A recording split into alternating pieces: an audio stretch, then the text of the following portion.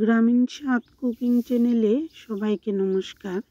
শীতকালে ধনিয়া পাতা দিয়ে খুবই কম তেল মশলায় ঘরোয়াভাবে এভাবে লাউ রান্না করলে খেতে খুবই ভালো লাগে। আর যারা কম তেল মশলায় খেতে পছন্দ করেন এই রান্নাটা একবার হলেও ট্রাই করে দেখতে পারেন। খুবই সহজ পদ্ধতিতে তৈরি করা, আর উপকরণও বেশি লাগে না। এখানে সিলভার কাপ মাছ এবং একটি জাপানি পুঁটি মাছের মাথা নিয়েছি। মাথা লবণ হলুদ দিয়ে ভেজে নেওয়ার পর তাতে অল্প জিরা ফোড়ন দিয়েছি, আর তাতে শুকনো মরিচ। ফোড়ন ভাজা হয়ে আসলে এবার কুচানো লাউ দিয়ে দিলাম, আর সেই সাথে পরিমাণ মতো লবণ হলুদ।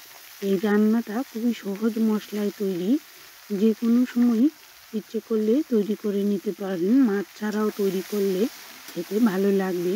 চিনির পরিবর্তে সামান্য গুড় দিয়েছি, নেড়ে চেড়ে ঢেকে রাখলাম মিডিয়াম আঁচে প্রায় 4 থেকে 5 মিনিট পর এবার ঢাকনাটা তুলে মাথাগুলো ভেঙে দিচ্ছি, তাহলে লাউর সাথে মিশে যাবে, খেতেও চমৎকার লাগবে।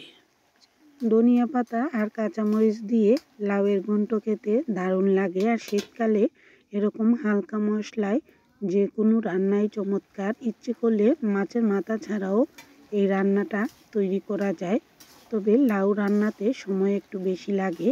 নেড়ে চেড়ে দিয়ে আবারও ঢেকে রেখেছিলাম, আর লাউ থেকে প্রচুর জল বেরোয়, আর সেই জলটাও শুকিয়ে নিতে হবে। তবে 2 বারে ঢেকে দিয়ে তারপর ঢাকনাটা তুলে রেখেছিলাম। ফাঁকে কিছু ধনিয়া পাতা তুলে নিয়েছি, আর কাঁচামরিচ কুচানো ধনেপাতা আর কাঁচামরিচ চিড়ে দিয়ে দিয়েছি। এবার মিডিয়াম আঁচে বারবার নেড়ে চেড়ে লাউয়ের জল পুরোপুরি শুকিয়ে নেব। লাউয়ের জল যত ভালো শুকাবে ততই ঘন্ট খেতে বেশি ভালো লাগে।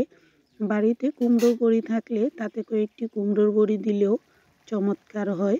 এভাবে বারবার নেড়ে চেড়ে দিয়ে জল অনেকটা শুকিয়ে নিয়েছি, আর একটু পর পর নেড়ে চেড়েও দিতে হবে, তাহলে তলার দিকেও লাগবে না। লাউ কড়াইতে লেগে লেগে আসলে লবণটা চেখে দেখে নামিয়ে নিয়েছি। তৈরি হয়ে গেল খুবই সাধারণ মশলায় সুস্বাদু লাউ ঘন্ট। এই রেসিপিটি ঘরোয়া হলেও খেতে খুবই চমৎকার।